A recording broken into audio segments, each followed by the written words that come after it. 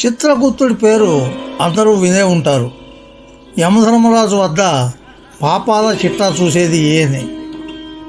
ఆయనకు ఒక ఆలయం ఉందన్న విషయం మనలో చాలామందికి తెలియదు.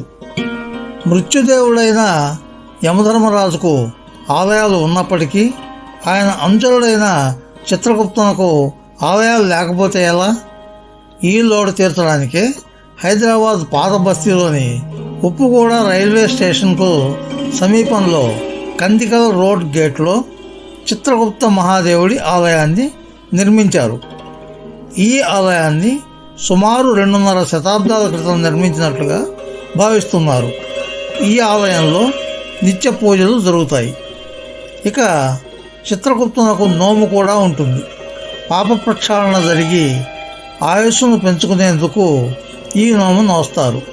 ఇక స్త్రీలు సుమంగళిత్వం కోసం నోమును నోచుకుంటారు. ఈ ఆలయంలో చిత్రగుప్తుడితో పాటు ఆయన దేవేరులు, ఆయన సంతానం విగ్రహాలు కూడా ఉన్నాయి. కాయత్వం వంశస్థులు తమ కులదైవంగా చిత్రగుప్తుడిని కొలుస్తూ ఉంటారు. ఫ్రెండ్స్, ఈ వీడియో మీకు నచ్చితే లైక్ చేయండి, మీ మిత్రులకు కూడా షేర్ చేయండి.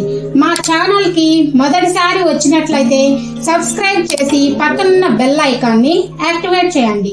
మా ఛానల్లో అప్లోడ్ చేసే ప్రతి వీడియో మీకు నోటిఫికేషన్ రూపంలో వస్తుంది. Thank you friends.